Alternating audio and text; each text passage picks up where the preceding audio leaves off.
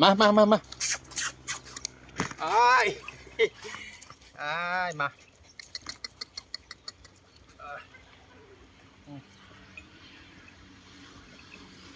มาให้เยอะเลยครับ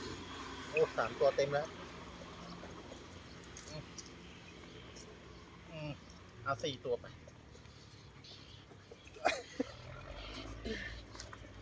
4 ตัวมาฝากครับ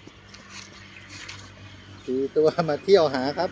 ใครอยู่ที่ไหนมาเที่ยวได้นะครับโอ้ยมาทางนี้เลย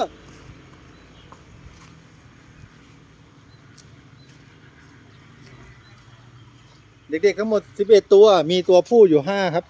ตัวเมีย6วันนี้วันที่1 มิถุนา69อายุ42 วัน12 วันครับถ่ายพยาธิไปแล้วอ๋อหายไปไหนกันหมดนะมา